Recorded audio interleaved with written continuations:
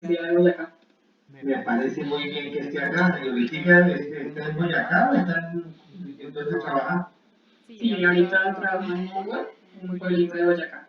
Ah, en Mugua, Mugua. Mugua es cerquita a Sogamoso, por ahí, ¿o no? Y a 40 minutos de Sogamoso. Muy bien, me parece muy bien. Entonces se está preparando para la residencia. Sí, exactamente, sí, señor. Eso, porque aquí le voy a poner unas preguntas para el examen. Está súper preparado. Muy bien. Entonces, Juan Camilo, comencemos. Perfecto, profe. Bueno, yo me presento. Mi nombre es Juan Camilo Mendoza Carrillo, estudiante de medicina de noveno semestre de la Universidad Nacional de Colombia, actual coordinador del grupo de interés en pediatría para este año. Y hoy, junto a nuestro acompañante, que es el doctor Edgar Rojas, infectólogo pediatra, es profesor de la Universidad Nacional y también trabaja en el OMI, daremos como tal el tema. Entonces, bienvenidos a todos y bienvenido, doctor. Bueno, entonces, para que no me conocen los que son de otra universidad, mi nombre es Edgar Rojas. Yo soy profesor titular del Departamento de Pediatría de la Universidad Nacional y pertenezco al servicio de infectología. Entonces, Juan Camilo Mendoza ha preparado esta charla que me ha solicitado el favor de que los acompañe y yo con mucho gusto estaré aquí dando algunos tips muy prácticos. Continúe, Juan Camilo. Perfecto, profe. Entonces, vamos a hablar de enfermedad diarreica aguda en pediatría. Y siempre ya estoy acostumbrado a poner este tipo de fotos en las presentaciones. Esta es una foto tomada del Hubble del día de hoy.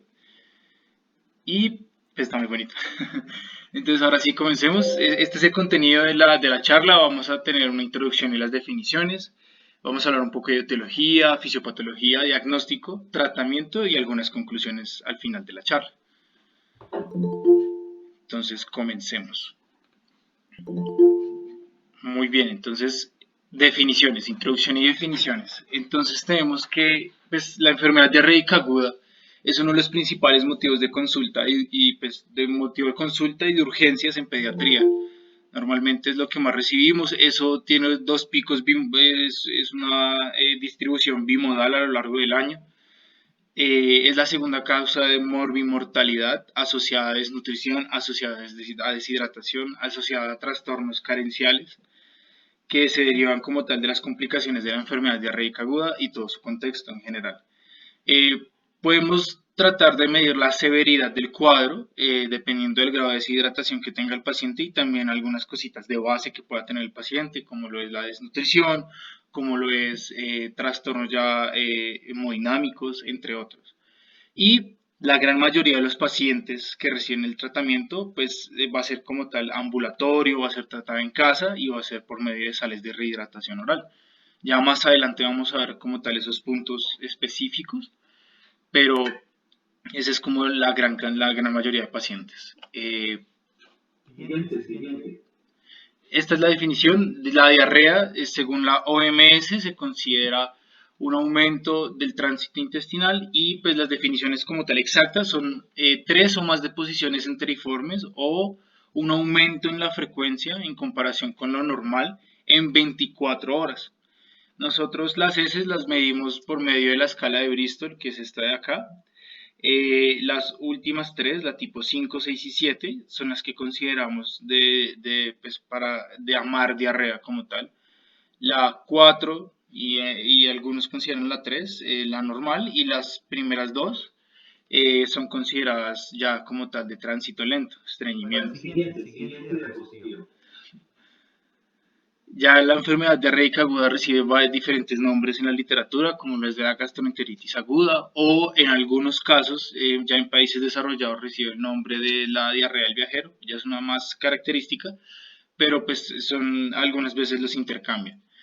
Se considera un episodio diarreico menor a 7 días y es una enfermedad autolimitada, principalmente de origen viral.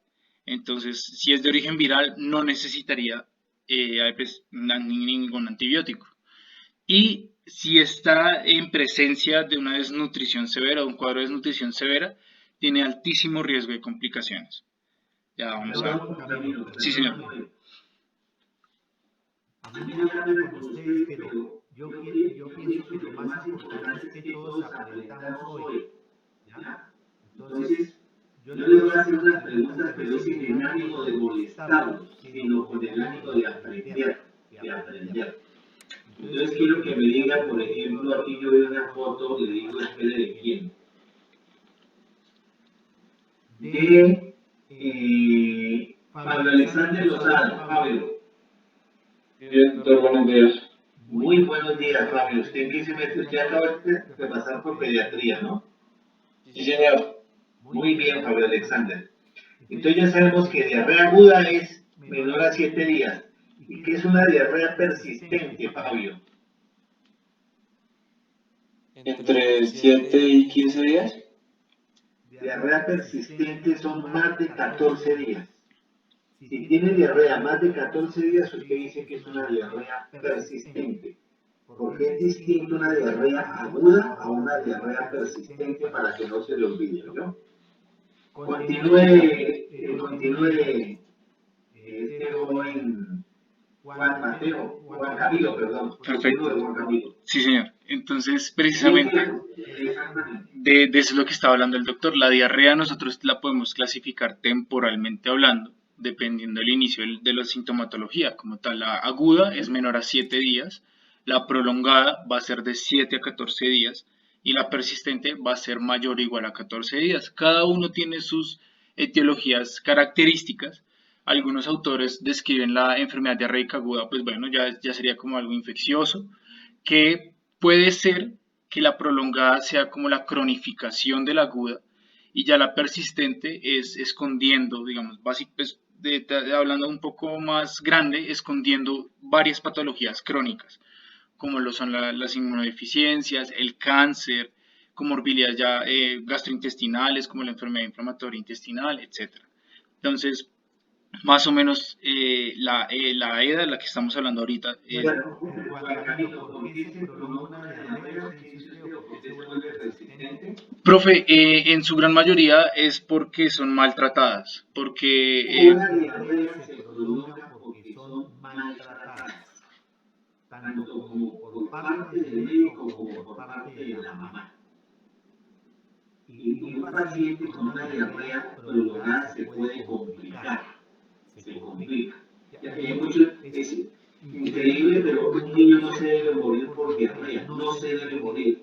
Y en nuestro país o en otros países todavía se mueren los niños por diarrea, y eso no puede ser posible. Continúe, siguiente diapositivo. perfecto, profe. Entonces ya vamos a hablar un poco sobre la teología, entender como tal que... Devuélvamela, hágame el favor, devuélvamela, ahí nomás. Iván Villalobos, buenos días. Buenos días, doctor. Buenas. Bien. Hacía rato que no nos hablamos, Iván. Sí, doctor. Iván, Ya está. lo que Sí. etiologías de la diarrea, 5 etiologías, 5 causas que produzcan diarrea. Pues el rotavirus, el norovirus, la chichela, la E. coli, parásitos, como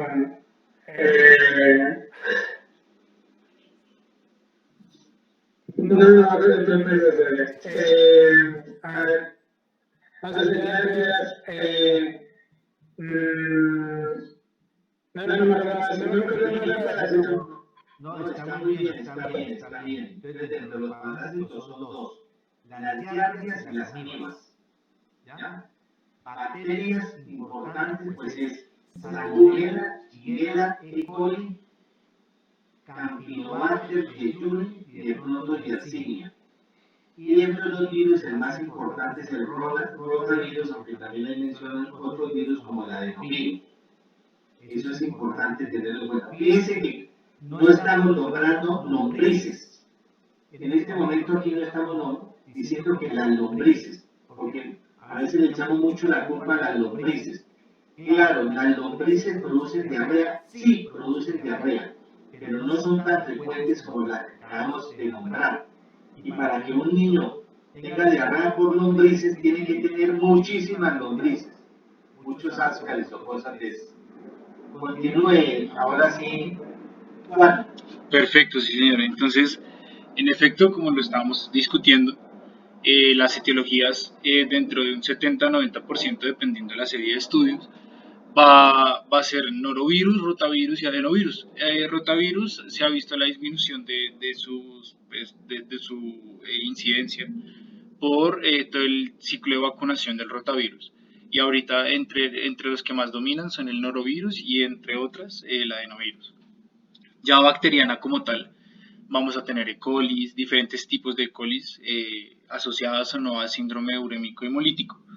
Salmonella, tifoidea y no tifoidea, Shigella, Clostridoides difficile, Campylobacter jejuni, que esas alcanzarían en algunos estudios dentro del 10 al 20% de la etiología aislada como tal. ¿Qué es lo importante? Saber la diferenciación clínica de los dos, porque la viral puede dar un cuadro de fiebre no alta, puede ser fiebre leve moderada, más o menos menor, siempre menor a 40, más o menos a 40 grados. Va a dar como tal una diarrea acuosa, no disenteriforme, pues más que todo va a ser como tal ese cuadro diarreico que siempre nos vamos a encontrar en urgencias. Los niños pueden o no vomitar, pueden o no tolerar la vía oral, pero es poco frecuente, muy raro que se encuentre la disentería en las de origen viral. Las bacterianas, al ser un poco más invasivas, un poco más pues, agresivas microbiológicamente hablando, podrían generar como tal esos cuadros de disentería, el niño se va a ver con un aspecto tóxico, la fiebre va a ser muy alta. Entonces, esas son como las grandes diferencias que podemos ver en nuestros pacientes, dependiendo pues de la etiología. Siempre teniendo en cuenta una historia clínica completa, los antecedentes sociales, de dónde recogen el agua, cómo se están haciendo como tal todo el tratamiento de los alimentos, cómo es la higiene en la casa, que eso es bien importante. Entonces, siguiendo, Siguiente diapositiva, a ver. este ya como tal es un mapita diferenciando las etiologías bacterianas infecciosas de las no infecciosas. Pues la infecciosa, ya como lo habíamos hablado, puede ser viral, bacteriana y parasitaria. Las no infecciosas, en cambio, pueden ser pues, inflamatorias, inmunológicas o de otro tipo.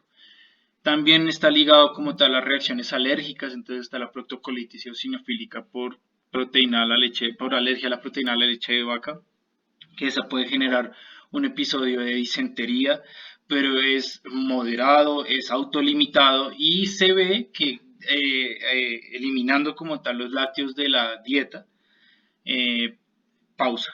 Y pues el estado clínico, pues el cuadro clínico del paciente mejora un montón. Entonces, pues obviamente las no infecciosas no van a necesitar antibiótico. No toda diarrea. Siguiente diapositiva. Perfecto, profe. Y pues este es de pediatría integral del 2015, todas las... Un momentico, tranquilo ahí. Alejandra Aves. Señor doctor. Muy bien, Alejandra. Usted la médica general, ¿cierto? Sí, señor. Muy bien, Alejandra. Dijimos ahorita que la causa para una diarrea aguda segura prolongada, ¿cuál es? Más tratamiento. Mal tratamiento, exactamente, esa es una de las causas. Dígame que ese mal tratamiento, ¿cuál es el error que muchos médicos cometen para que una diarrea aguda se vuelva prolongada? ¿Cuál es el error? ¿O no tiene sus problemas? ¿Cuál es? Pues uno, la antibiótico-terapia empírica, Muy bien, Alejandra. Eso es lo que quería que usted me contestara. Perfecto, Alejandra. Una de las causas para prolongar una diarrea es darle a una diarrea antibióticos. La mayoría de diarreas no requieren antibióticos. Y si yo le voy a dar antibiótico a un niño para tratar una diarrea, tengo que estar absolutamente seguro de que es una diarrea bacteriana que necesita tratamiento, porque también muchas bacterias no necesitan tratamiento. Entonces, una de las causas para prolongar una diarrea es darle al niño antibióticos. Esa es una causa gravísima. Esa puede ser una causa. Otra causa, ¿cuál sería, Alejandra, que me ha contestado muy bien? ¿Cuál? de pronto le explicar bien la dieta de la madre que se debe llevar el niño y de pronto le siguen dando muchos alimentos con azúcar, que es lo que va a prolongar también como deshidratación. Muy bien, Alejandra, muy bien. Otra causa es hacer un mal manejo desde el punto de vista nutricional o de los alimentos que se le dan al niño. Eso también hace que se prolongue la diarrea. Mal manejo desde el punto de vista nutricional. Darle antibióticos a un niño que no lo necesita. Todo eso va a prolongar las diarreas. Muy bien, muy bien, muy bien, Alejandra. Entonces, Juan, con esta diapositiva que usted me está mostrando ahí, fuera de las diarreas, que ya nombramos las causas, si quiere, en un momentico pongamos, vamos a leer desde los títulos, pero yo le pongo algo si no se me duelen. Alejandra Soto, Alejandra Soto. Alejandra. No está. Ana María Zuleta, Ana María. Buenos días, doctor. Muy buenos días. ¿Usted dónde está, Ana María? En Florencia, doctor. Muy bien, en Florencia capital. ¿Y usted en qué universidad está?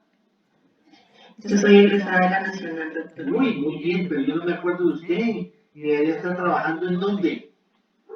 En una intendencia en Confluencia. Bueno, no, muy bien. Me gusta saludarla, espero que le vaya muy bien y gracias por estar acá. Entonces, mire, Ana María, es tan amable y me lee las causas, solo las causas. El título de las causas, léalas.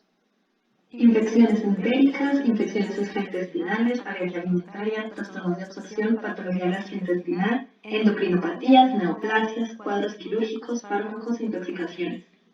Muy bien, muy bien. Perfecto. Eso es, no solo son infecciones, sino hay otras causas. Hay otras causas, que el colon irritable, dice ahí ya, hasta la diabetes. Bueno, invaginación intestinal. Siguiente diapositiva. Ahora vamos a hablar un poco de fisiopatología. Pues debemos reconocer que como la etiología es infecciosa en su gran mayoría, la transmisión puede ser persona a persona, orofecal o por medio de comida contaminada, mal manejo de comidas o una mala forma de almacenarlas. Va a haber como tal un aumento de la excreción de agua y electrolitos y se va como tal romper ese equilibrio entre la absorción y la excreción de los mismos. Entonces, como tal en la diarrea podemos tener las invasivas, que van a ser más que todo disenteriformes, mediadas por bacterias, y toxinas, pues por medio de toxinas o virales, que van a generar como tal todos esos cuadros de diarreas enteriformes, que son un aumento en la secreción. Vamos a ver que dependiendo del cuadro nutricional y qué tal esté como tal esa parte de la nutrición, como lo dijo la doctora y el doctor, va a haber una falta de apetito, va a haber una mala absorción de nutrientes, que nos va a ayudar como tal a desarrollar una desnutrición aguda y también por la alteración del borde de cepillo y todas las hidrolasas, va a haber como tal un efecto osmótico intraluminal generando un ciclo vicioso. Y vamos a ver pues como tal eso, más que todo, es un ciclo vicioso de secreción y que nos puede también desarrollar la deshidratación aguda en este tipo de pacientes. Ya para hablar de diagnóstico. Un momentico, Juan Carlos, un momentico. Carolina Cuadro, Carolina. Buenos días, doctor. Muy buenos días. ¿Usted dónde está, Carolina? Yo soy médico egresada de la Fundación Universitaria Sanitas, pero ahorita estoy en la ciudad de Panamá, en el país de Panamá. Muy bien, ¿está trabajando en Panamá? No, señor, ahorita estoy haciendo mi proceso para la residencia. ¿Y a qué se va a presentar? Pediatría, es la Muy idea. bien, muy bien. Ojalá que la tengamos como colega. Carolina, dígame hágame un favor. Cuando un niño tiene diarrea, consulta, ¿qué le pasa, mamá? Dice, doctor, lo traigo porque el niño tiene diarrea. ¿Cuáles son las 4 preguntas claves que usted haría en el interrogatorio? ¿Cuáles son? Bueno, yo normalmente lo que hacía era preguntarle hace cuánto y que me describiera bien el popó, si el popó de qué color era. Entonces le decía si era negro, si era blanco, si tenía tintas de sangre. También la consistencia, si era blandita como si fuese un pasto o si era líquida. También le preguntaba, además de las características de la diarrea, cómo estaba comiendo el bebé. Si estaba igual recibiéndole dieta solidita o si es un lactante solamente que estaba recibiendo leche materna y bueno, todo el tipo de la alimentación. Y también en su estado físico, cómo lo veía, si lo veía igual de activo, pero pues con su enfermedad o si lo veía más letárgico. Perfecto, muy bien. Y la doctora también le hace otras preguntas. Pero yo les quiero recordar a todos que hay una pregunta que para mí es muy importante, que nunca se nos debe pasar cuando uno tiene diarrea, o hay varias cosas que uno no se le debe pasar.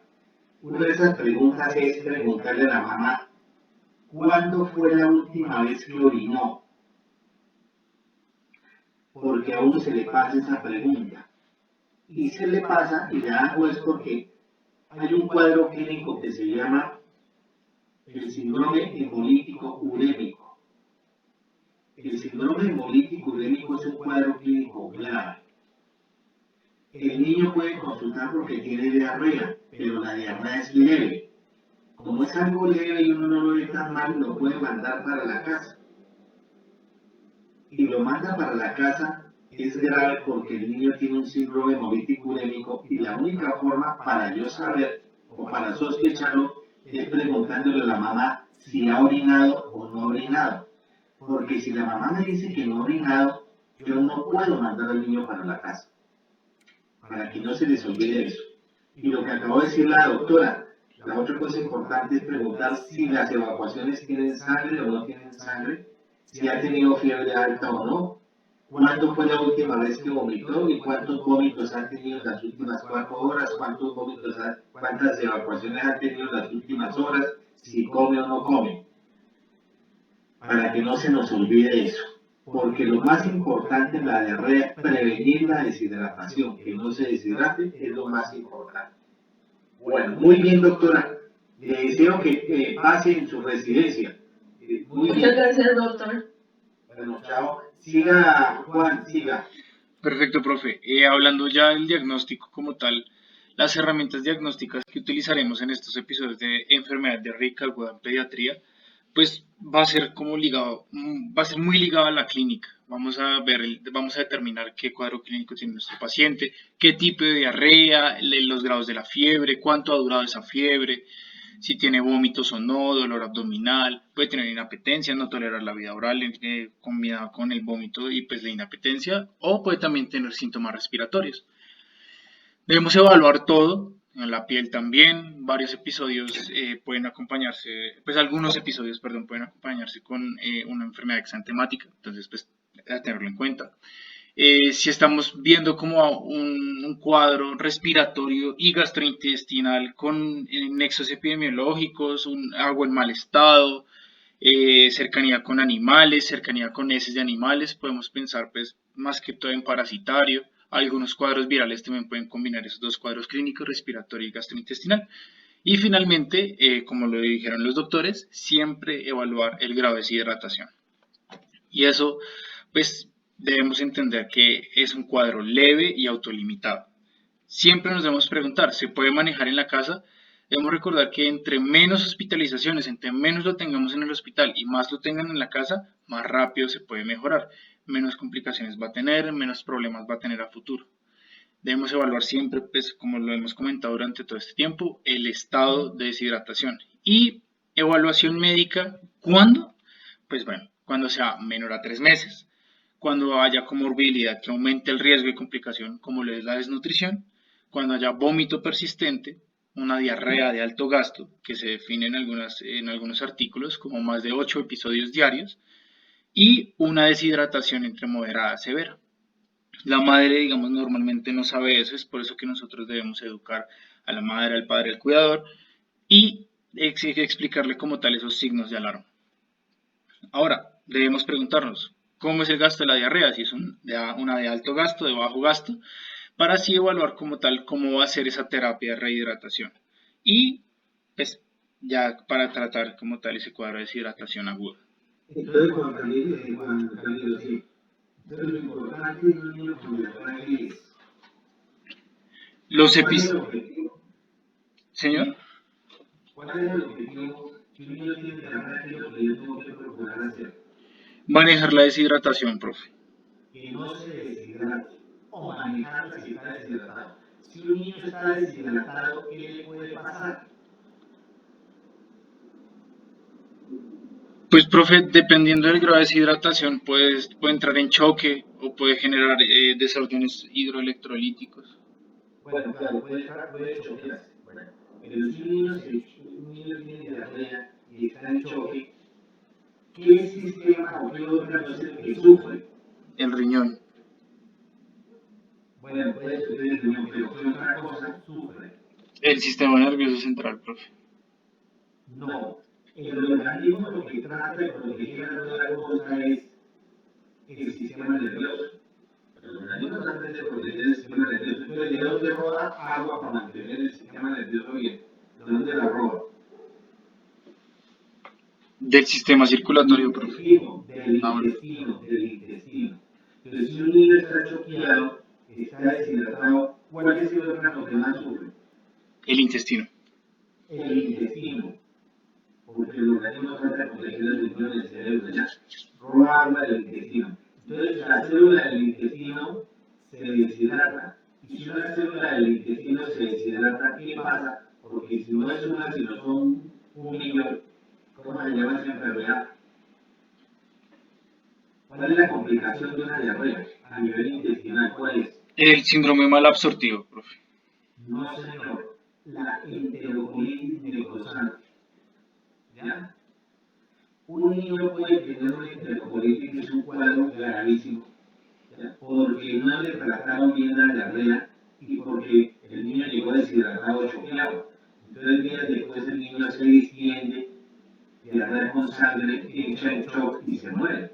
Entonces, una de las causas, una complicación de la diarrea es la enterocolitis necrotizante, para que no se olvide.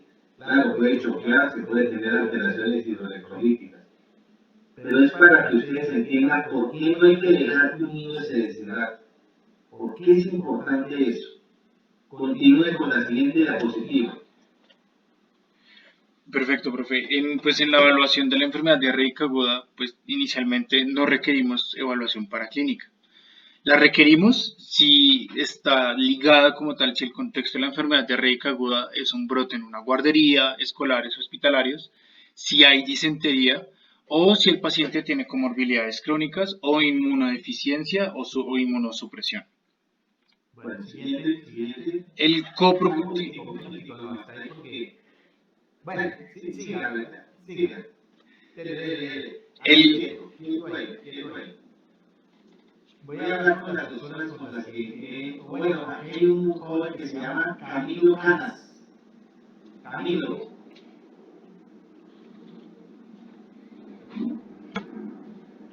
Camilo, ¿sí me escucha, Camilo? No me escucha. Y hay aquí otro joven que se llama Alex Muñoz. Alex.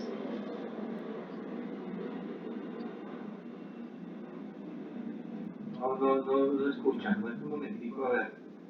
Vamos a que la gente hablar. Lina Rocío González. Sí, profe. Muy bien, Lina Rocío, muy bien. ¿Usted en qué semestre está? Estamos empezando el noveno. Ah, bueno. O sea, usted ya pasó por pediatría. Acaba de terminar. Muy bien. Dígame, Lina Rocío González, ¿usted a quién le pide un coprocultivo? ¿Cuándo pide usted un coprocultivo? Cuando ya confirmo que la infección es bacteriana.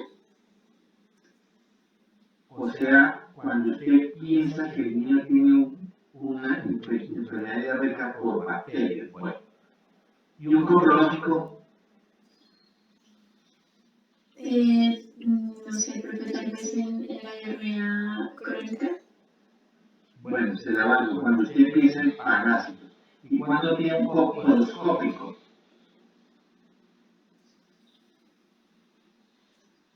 No sé, profe.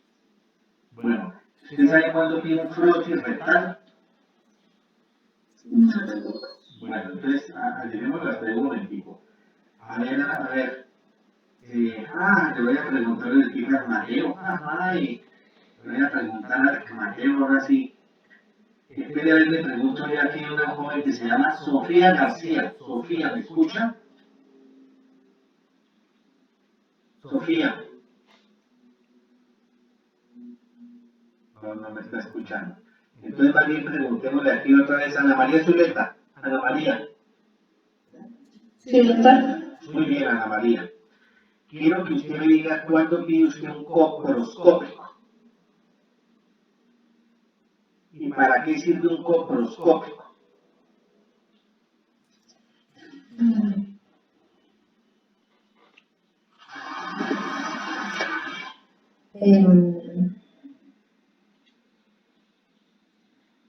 Yo pediría un coproscópico a cualquier niño que considere dejar en el servicio de urgencias bajo observación para mirar pues la densidad de la materia fecal, que no haya sangre, que no haya presencia de parásitos así, pues observables al microscopio de... Ya.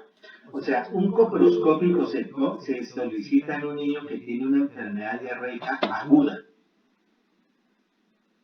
que tiene una diarrea líquida. Y algo me ayuda, porque hoy en día casi no se tiene con frecuencia, un coproscópico es para mirar cuántos leucocitos tiene, cuántas bacterias tiene, cómo está, si tiene azúcar, cómo está el pH. Algo me ayuda el coproscópico.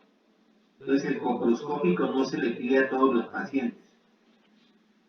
Un coproscópico se puede pedir a un niño que lleve más de 3 días de diarrea, ya sabiendo que eso no me va a veces le puede identificarlo, pero no me va a decir si es bacterias, no me va a mostrar un virus.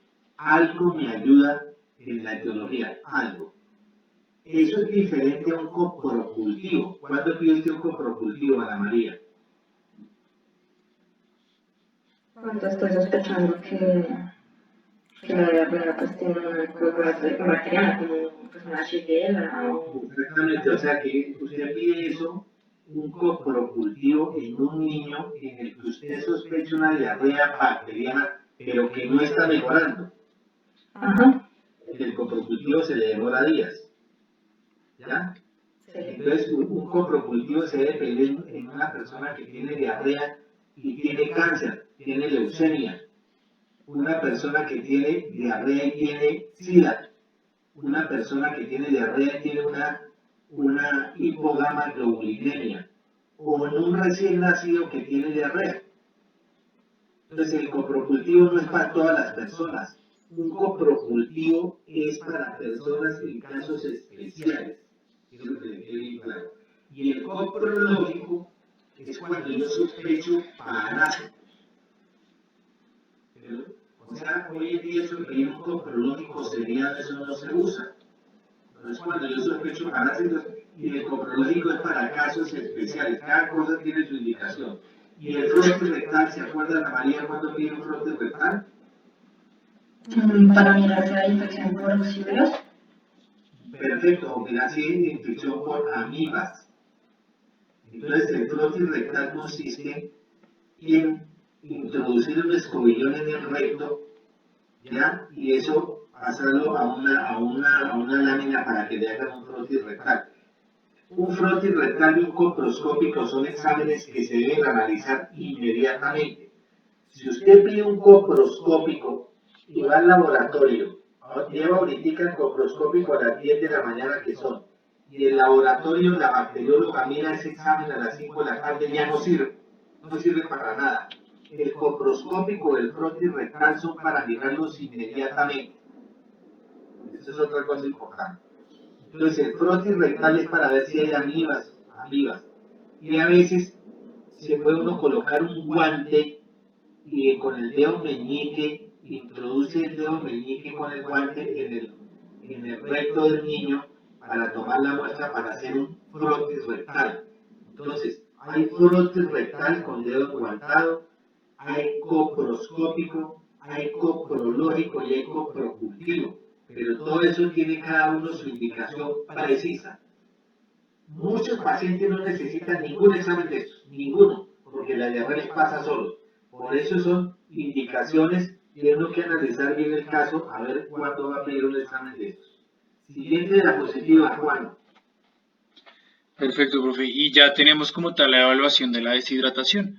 Es una evaluación clínica y no paraclínica. Ya la paraclínica la dejamos que en el caso ya donde se asevera, pedimos un ionograma, pedimos pues, bioquímica como tal e idealmente el gol estándar según varias publicaciones es la pérdida de peso.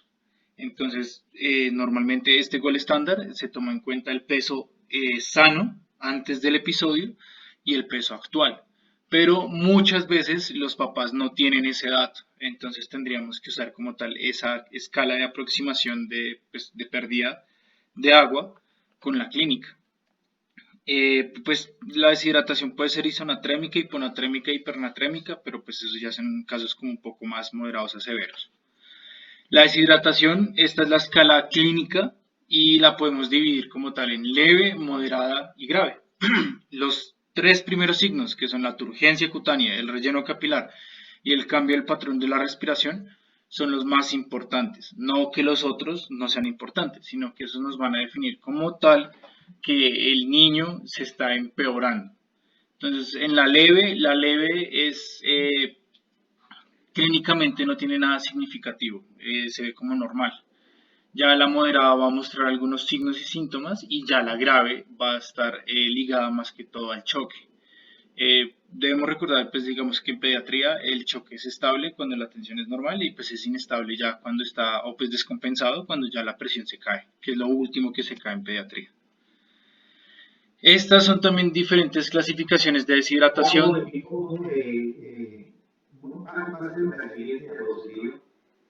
Siguiente.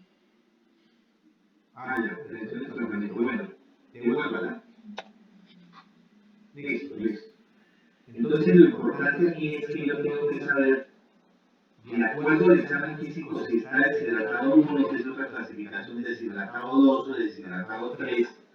Otra clasificación dicen es diarrea con deshidratación grave, diarrea con algún grado de deshidratación o diarrea con alto riesgo para que deshidrate, es otra clasificación, y la que acabo de decir usted. Entonces lo importante es que yo tenga que clasificar la diarrea. Claro, si un niño tiene deshidratación 3, ¿usted qué hace, Juan? Profe, si tengo reanimación en el hospital en el que estoy trabajando, lo pongo allá, profe. Perfecto, ¿y qué líquido le manda?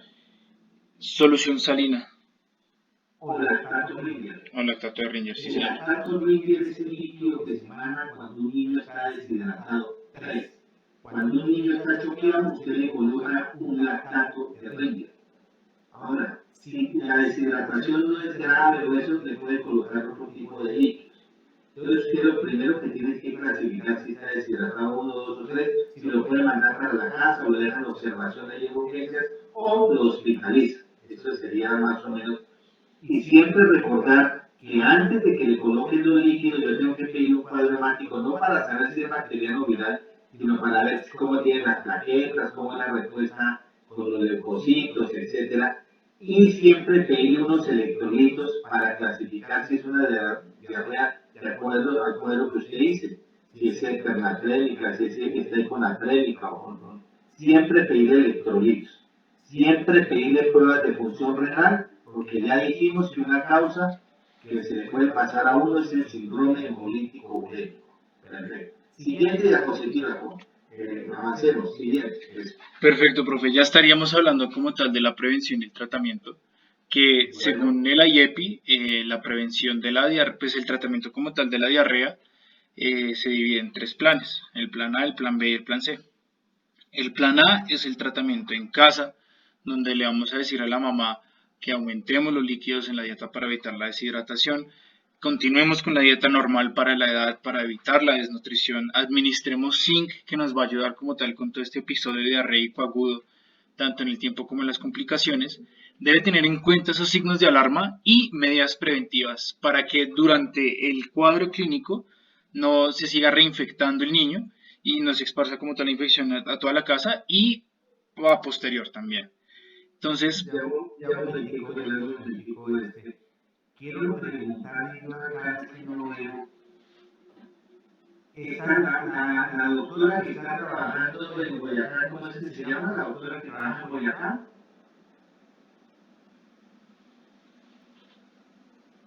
Alejandra, profe. Alejandra. Alejandra.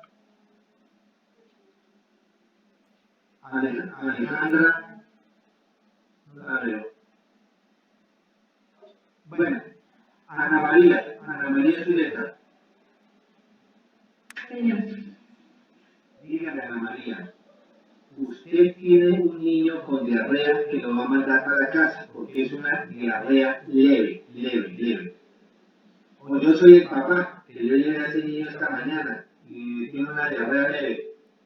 ¿Usted cuál es la fórmula que le da? ¿Usted qué me dice a mí como papá? A ver, explíqueme, ¿yo qué tengo que hacer con ese niño? Bueno, señor Edgar, pues hay que estar muy pendiente del niño, pues de solamente la comida que él tolere, no lo vaya, pues, a... Mejor dicho, no le vaya a dar cosas pesadas, trate de darle una dieta astringente, eso que significa que sea algo bajo en grasas, el jugo de guayaba es muy bueno para el niño por estos días, trate tampoco de no darle como muchos cítricos. Esté pendiente de él, si usted lo ve como dormidito, si lo ve con los ojos hundidos, si está llorando mucho, me lo vuelve a traer. Y también pues le da suero. Y puede comprar un sobrecito y disolverlo como dice ahí, en agua hervida. O pues si tiene para comprar Pedialite, pues también y se lo da tolerancia, se lo empieza a dar por cucharaditas. Muy bien, doctora, perfecto, doctora. Yo he oído por televisión que hay como varios tipos de pedialites.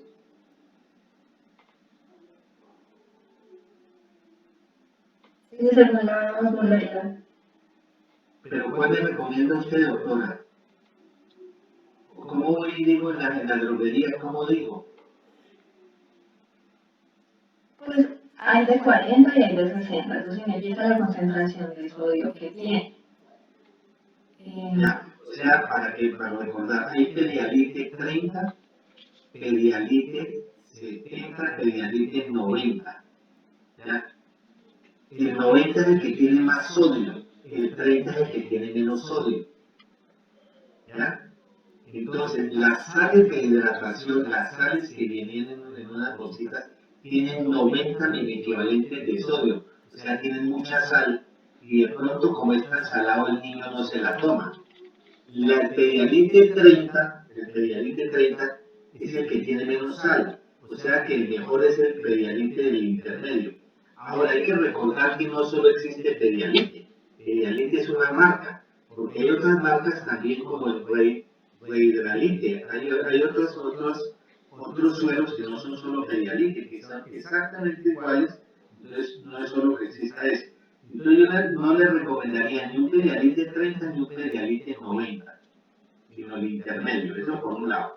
Y después de que tenga diarrea, es tan amable que me le da 2 o 3 onzas de Pedialite. Hizo popó, dele Pedialite. Hizo popó, dele Pedialite. Y como dijo la doctora, es muy bueno también dar jugo de guayaba.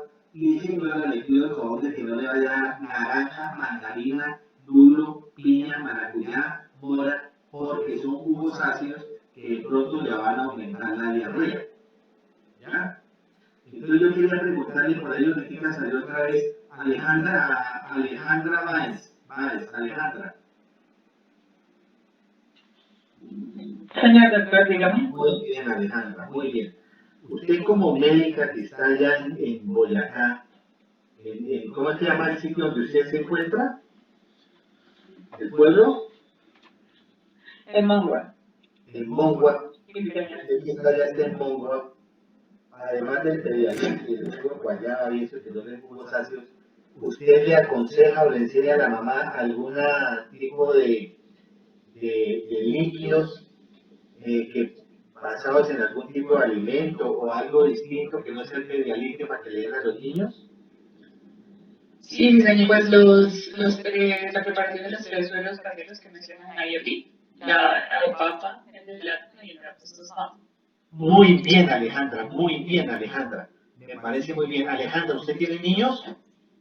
No, no, señora. Ah, No. bueno. Pero entonces dígame, Alejandra, usted que es tan inteligente, ¿cómo es la cosa eso del arroz tostado? ¿Cómo hago eso?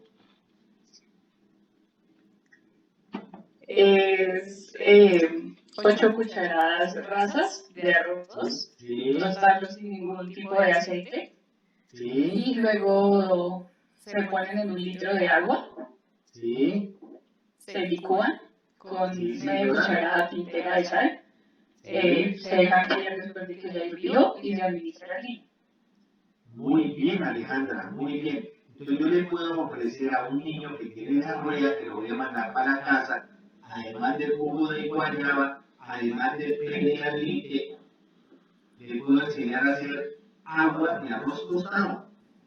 Sí, sí, Eso me señor. sirve también. También le puedo hacer un líquido a base de plátano y le puedo hacer Sí. líquidos a base de papa. Y como lo dice Alejandra muy bien, eso está en la cartilla de Aliepi. Entonces yo como médico tengo que aprender a hacer esas fórmulas para decirle a la mamá y darle otras alternativas también. ¿Ya? Lo importante es decirle a la mamá que no le puede dejar que si tiene diarrea no es que le quite la alimentación, hay que seguirlo alimentando. Y si le está dando leche materna, no le puede quitar nunca la leche materna.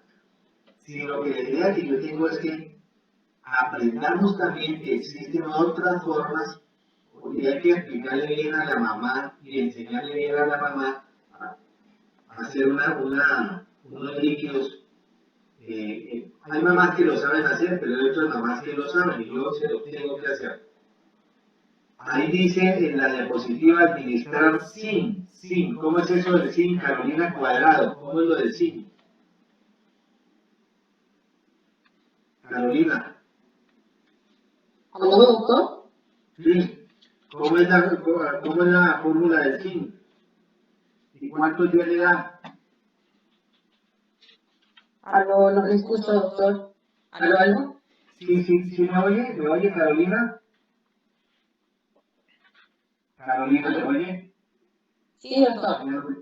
¿Y cuántos zinc le da usted a un niño y cuánto recomienda el zinc?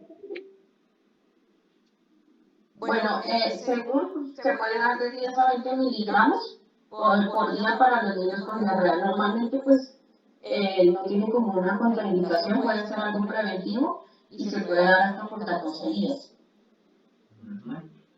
Muy bien, muy bien. Entonces a todos los niños hay que darle zinc y explicarles los signos de alarma. Es tan amable, yo soy el papá, usted me explica cuáles son los signos de alarma, usted que lo que le dice a los papás. Bueno, los niños de alarma, entonces los niños según entonces el estado del niño, que lo vea más como más llorón o que lo vea más decaído de lo que normalmente es, que no le acepte nada de comer y está tomando leche materna sin ni siquiera le acepte leche materna, que no orine, que se le vean los ojos hundidos, las ventanillas así como hundidas también, si son todavía lactantes. Si son más grandecitos que no hagan actividad física, también que tengan las características de las heces Campbell, ya sea que tengan pintas de sangre, que la fiebre no pare, que no mejore después de 3 días de tratamiento, que no mejore nada. Bueno, esas son las que se me ocurren ahorita. Muy bien, doctora Carolina, muy bien, muy bien. Voy a hacer un paréntesis por aquí. Mateo Camacho. Sí, profe. Muy bien, muy buenos días. ¿Te gusta verlo? Hacía días que no hablábamos. Buenos días, profe. Bueno, Mateo, quiero que usted me diga, que recuerde cuáles son los signos de peligro según ayer. Bueno, profe, pues son que el niño no coma, no reciba nada, eso es lo primero. Que el niño, bueno, que el niño convulsione, que el niño venga el nivel de inconsciente por el tanto.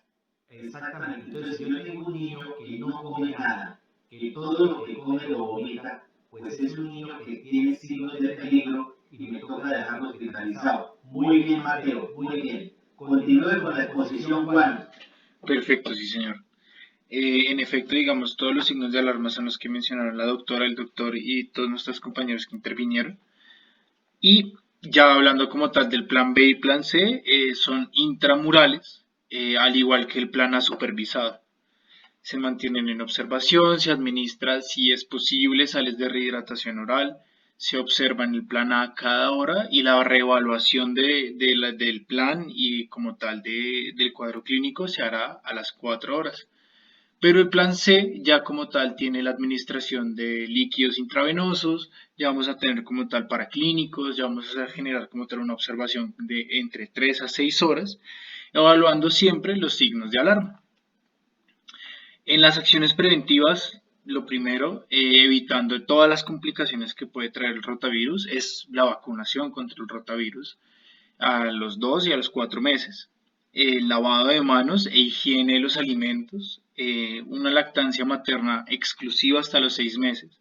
Y si el episodio de diarreico agudo, como bien lo dijo el doctor, se presenta en el lactante que aún continúa con su acción, ¿no? Pues con su ejercicio de lactar, pues que continúe como tal esa lactancia materna. El abastecimiento del agua, cómo se trata el agua en esas viviendas o en esa comunidad, cómo se genera como tal toda esa ruta de eliminación de desechos de forma pues higiénica, que no traiga ratones, que no traiga plagas ni nada, y la organización como tal de la basura, que viene en el contexto como tal de todo lo que podemos hacer para prevenir enfermedad diarreica aguda. La terapia de rehidratación oral, como bien lo dijo el doctor, lo mejor que podemos hacer es dar la intermedia, es la que tenga 60 pues de concentración de sodio para la rehidratación oral. Debemos dar pequeñas cantidades cada 2 a 5 minutos. Después de cada deposición también damos cada 2 a 5 centímetros con una jeringuita si es posible. Y también después de cada vómito. Claro, eso sí, después de cada vómito debemos de generar como tal un espacio para que haya un reposo intestinal, más o menos 15 minuticos, y ya después sí podemos administrar el suero. O ves, ya... La siguiente diapositiva, siguiente. Perfecto, profe. Y acá... la rehidratación parenteral, pues cuáles van a ser sus indicaciones, la intravenosa. Que haya una deshidratación moderada severa, que no mejore con las sales de rehidratación oral, que no tolere la vía oral y que haya una distensión abdominal severa o un hilio. Para la suplementación con el zinc. Perfecto, profe. ¿Cuándo podemos? Entonces, yo veo aquí que quiero que vea a este muchacho, Moisés Humana. Sí, doctor. Muy bien, usted me dijo que estaba en Cincelejo, ¿es? Sí, señor. Bueno, es tan amable y me lee esa diapositiva. Bueno, sí, señor. Dice, ¿cuándo podemos formular antibióticos? En infección por Shigella, por Salmonella, Campylobacter, E. coli, Yersinia, virus cólera y Clostridium difficile. Dice que el mal uso de antibióticos puede desarrollar un cambio etiológico y cronificar la diarrea. Muy bien, Moisés, muy bien. Entonces quiero que me diga si usted recuerda cómo es el cuadro clínico de una shigellosis.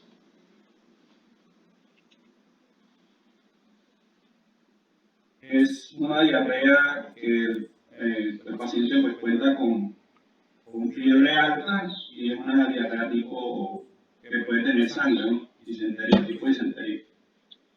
Moisés, ¿qué quiere decir disentería? Pues, diarrea con sangre y moco. Pujo y tenermo. O sea, es un paciente, un niño, que tiene fiebre alta, tiene evacuaciones con sangre, pero además el paciente va al baño, puja para defecar, hace poquito popó, se va a parar y vuelve y le dan ganas y vuelve y puja y lo que sale es muy poquitos mocos con sangre. Entonces usted puede decir, este niño tiene una chiquelosis. Tiene una chiquelosis. Entonces, si usted sospecha que tiene una chiquelosis, ya tiene fiebre alta, se ve comprometido, cada ratico está yendo al baño, la diarrea es con moco, muy tenelo, usted puede decir, yo le doy antibiótico. Hasta ahí, hasta ahí. Muy bien, Moisés Lozada. Quiero ver a otra persona. Vamos a ver entonces, por aquí yo veía una amiga que está por acá, que se llama, uy, se fue. Por aquí la había visto yo hace poquito. Bueno, se me fue. Pongamos aquí ¿a quién?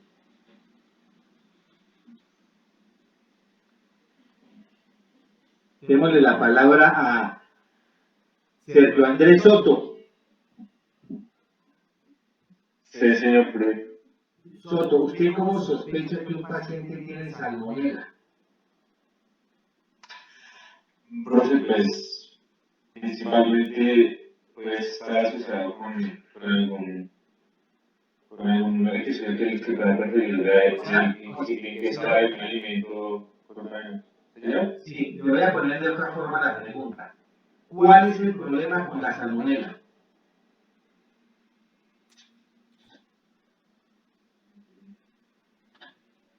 ¿Cuál es el problema con la salmonela? No recuerdo. Bueno, vamos a ver si alguien dice aquí, a ver. Por ejemplo, María Juliana Manrique.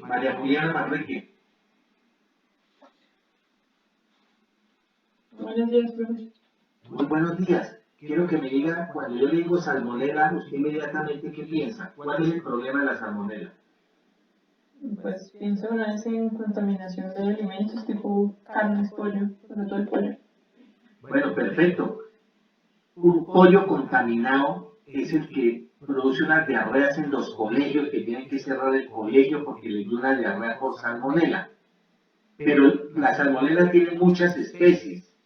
No, solo una necesita antibiótico, solo una especie necesita antibiótico. ¿Cuál es, María Juliana?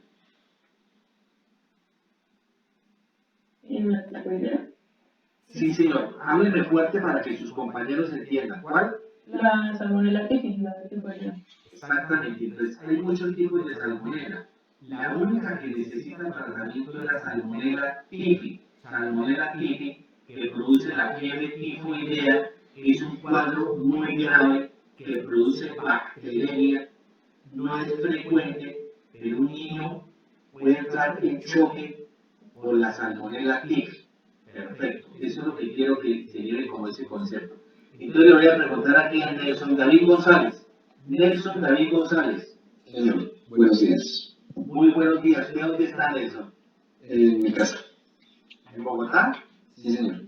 Bueno, Nelson, ¿usted me puede decir si usted tiene una salmonela tipi, qué antibiótico usa? Uy, pues bueno, sería un gran negativo. Sí, es un gran negativo, sí, señor. O sea, que no sé, como una cefalosporina Dígalo. de primera.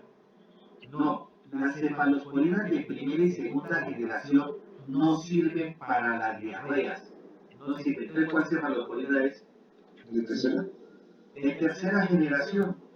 Si yo tengo una salmonela que la comprobé porque le tomé cultivos y me salió una salmonela tipi, entonces yo digo, uy, a este paciente yo le voy a colocar una cefalosporina de tercera, lo mismo que una shigella. ¿Ya? Quiero que les quede bien claro eso, Campylobacter. ¿Cuándo sospecho yo que un paciente tiene un Campylobacter? ¿Cómo hago para sospechar que un paciente tiene un Campylobacter? No sé, a mí ya se me olvidó. A ver, Juan Camilo, ¿cómo es lo del Campylobacter? ¿Cómo es el cuadro clínico del Campylobacter? Profe, normalmente se da en pacientes, ya el paciente a los 2 años ya está inmunizado contra el Campylobacter, entonces tiene fiebre alta, puede tener o no disentería, puede tener también un cuadro clínico extraintestinal, gastrointestinal. Bueno, ¿y cómo adquiere uno el Campylobacter? Claro, comiendo qué. No sé, profe. Ahí sí. Se disemina a través de la ingesta de pollo y otros animales. ¿Cuál es el medicamento para un Campylobacter? Los macrólidos. Bueno, voy a preguntarle aquí a otra persona, un momentito, a ver aquí. Laura Jimena Ariza. Laura Jimena Ariza. Buenos días, doctor. Muy buenos días. ¿Usted dónde está, Laura? En mi casa. Sí, mi vida, pero en Bogotá, Bogotá, sí, señor. en Bogotá, ya. ¿Usted de qué universidad es, Laura? ¿Laurita? De la FUX, Bueno, muy bien. ¿Usted qué semestre está, Laura? en noveno. Perfecto, Laura. Quiero que me diga usted cómo sospecha un vibrio cólera. ¿Cómo es la clínica de un vibrio cólera? Con una diarrea de alto gasto. Sí, señor. ¿Qué más?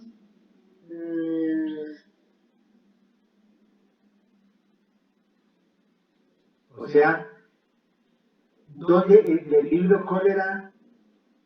¿Usted sospecha un vibrio cólera? ¿Eso es un caso aislado o cómo es eso? Sería más en los lugares donde hay mal tratamiento de las aguas.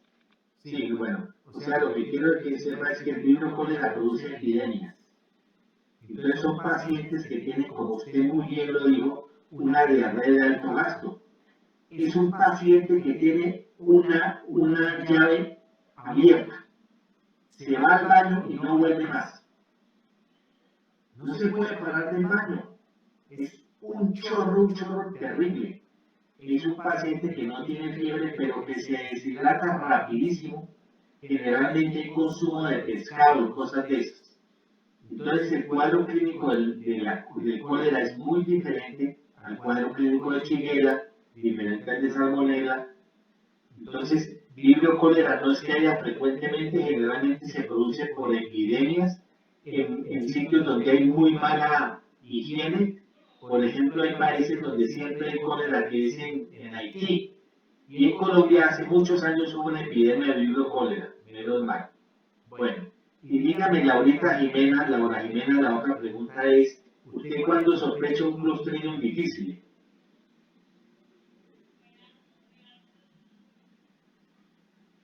Laurita, tranquila. Si sabe, me dice, si no, le preguntamos a otra persona. No recuerdo, doctor. ¿No recuerda? Bueno, voy a preguntarle, por ejemplo, aquí a...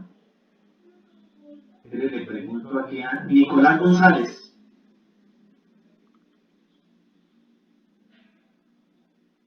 Nicolás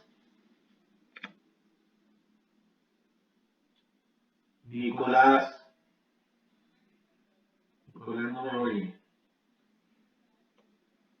Entonces, Sergio Andrés Soto. Pues para los pies con el uso previo de terapia antibiótica. Muy bien. O sea, es un paciente que está recibiendo antibióticos intravenosos y ¿qué pasa después, Sergio? Profe, hay como una alteración de la microbiota intestinal y digamos que eso pues lleva a proliferación de clostridiales. O sea, es un paciente que está recibiendo antibióticos de alto efecto y de un momento a otro tiene diarrea y puede tener distensión abdominal y tiene fiebre. Entonces uno dice, uy, este paciente tiene un Clostridium difficile que es grave, un cuadro clínico grave, y uno de los medicamentos o de los antibióticos que produce ese cuadro clínico es la clindamicina, para que no se olvide. Siguiente diapositiva, Juan, que nos vamos ya. Sí, profe, y ya para hablar de último de las nuevas terapias que están pues, en uso, más que todos los probióticos, porque los prebióticos no han mostrado como tal una mejoría del cuadro clínico. Entre los más usados, el Lactobacillus GG y el Saccharomyces boulardii. Esos fueron de los que hablamos como tal en el club de revista también. Y se ha mostrado como tal una reducción del cuadro clínico, de la sintomatología y de las complicaciones usando esto al inicio de los síntomas. Esa debe ser como la única aclaración. Y pues ya para concluir como tal nuestra charla, he decidido, digamos, cómo responder algunas preguntas para que nos quede más claro como tal todo este cuadro. ¿Cuáles son las mayores repercusiones de la enfermedad diarreica aguda? La deshidratación, la desnutrición aguda y una posible cronificación del cuadro si se trata mal, si no le explicamos bien a los cuidadores. Entre clínico, paraclínico, ¿qué hacemos? Pues nada, el gol estándar es el peso anterior, pues el peso sano, cuando estaba el niño sano. Debemos siempre evaluar la deshidratación de forma clínica y los paraclínicos solo se van a hacer, pues solo vamos a utilizarlos cuando tengamos que hacer como tal una terapia de rehidratación pero intravenosa o cuando estemos sospechando algo bacteriano o algo parasitario. Entre viral o bacteriano vamos a ver que hay una fiebre alta, puede haber una disentería que significa invasivo, el aspecto tóxico y una fiebre mayor a 3 días que no ha solucionado con el tratamiento inicial que nosotros dimos. Y lo que estábamos hablando con los doctores, entre frotis, coproscópico y corpológico, que debemos tener en cuenta el nexo epidemiológico, si la diarrea es persistente o prolongada, pacientes en riesgo, que es decir, que tengan comorbilidades ya crónicas, la disentería y pues los episodios que no resuelven en más de 3 días. Para el coprocultivo, que necesitamos que el paciente esté en un cuadro clínico pues, de disentería, que es algo invasivo, menor de 3 meses, o que esté inmunosuprimido o deprimido. Y para la terapia de rehidratación oral, pues es mejor porque eso ya se hace como tal ambulatoriamente, en la casita, disminuye como tal la necesidad de hospitalización, reduce el mal uso de antibióticos y empodera a los padres sobre la salud del hijo. Para la prolongación, entonces, ¿qué debemos tener en cuenta si encontramos un cuadro clínico de diarrea pues, ya prolongada?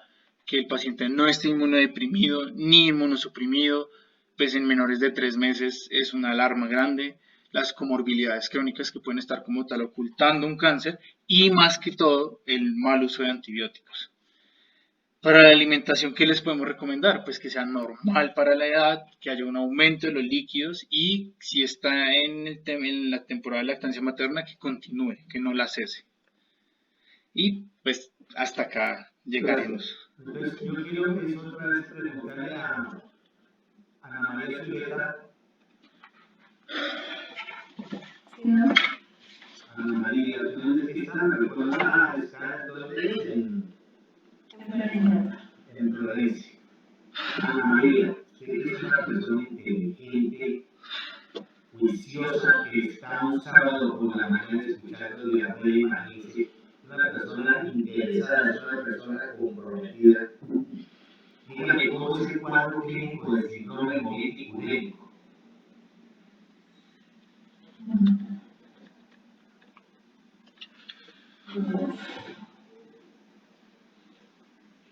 Usted dice, doctor Rojas, yo pienso que este niño tiene un síndrome hemolítico urémico. Y yo le digo, ¿por qué, Ana María? Me dice, por esto y esto. Porque tiene una piel, bueno, es una persona que tiene una diarrea, pues también tiene limpieza.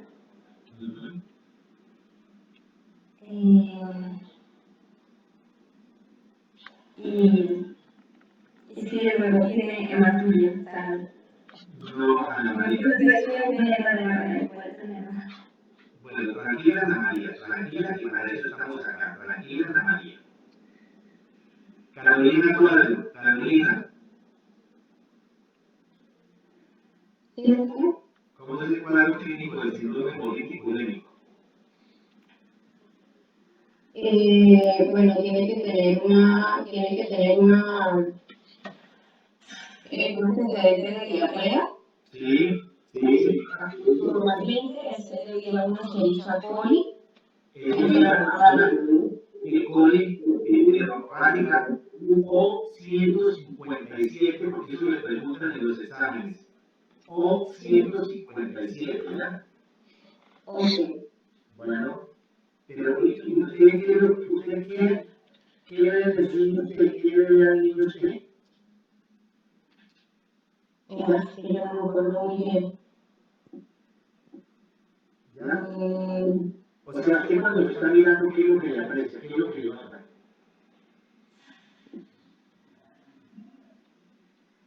¿Está rosado? Carolina, ¿está rosado el niño? No, Entonces, ¿cómo está? pues es un niño pálido, que se ve Pálido. tóxico. Pálido, porque tiene el síndrome hemolítico. Entonces es un niño que tiene diarrea, pero no es mucha la diarrea. Usted lo ve que está muy pálido, pero blanco. Si usted es ese niño que tiene diarrea, que está medio deshidratado, que está muy pálido, ¿usted qué examen le pide? Bueno, además del hemograma, tiene que ser un prótesis de sangre peritoneal. ¿Sí?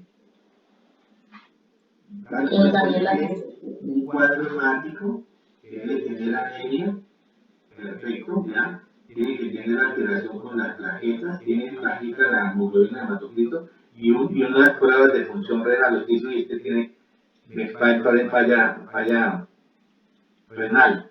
Entonces, el síndrome hemolítico urémico es un niño que tiene diarrea, que no está muy deshidratado, que ya consultó y lo mandaron para la casa con pedialite, vuelve otra vez.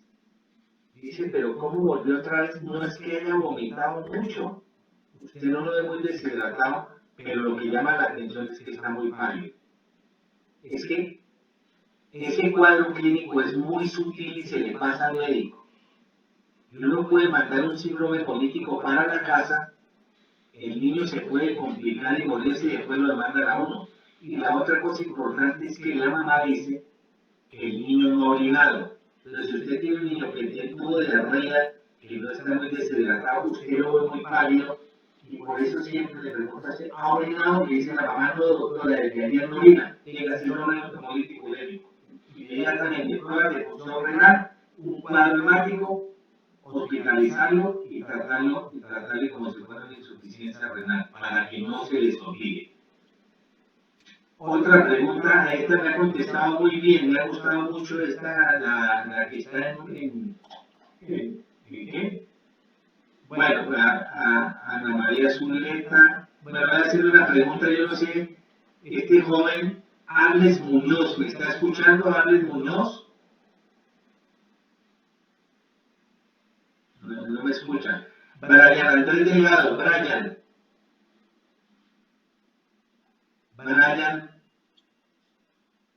pero no le oigo. ¿Puede hablar?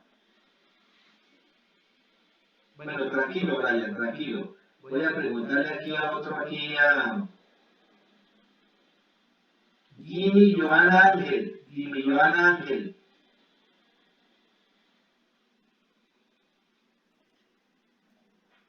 Ella no me oye. Entonces, Iván Villalobos. Muy bien, Iván. Dígame, ¿cuál es el antibiótico para tratar una enfermedad diarreica de origen bacteriano? ¿Cuál es el mejor antibiótico? De origen bacteriano. ¿Metronidazol para qué? Y para giardias, amigas y giardias. Pero con una enfermedad diarreica bacteriana, ¿cuál es el mejor antibiótico?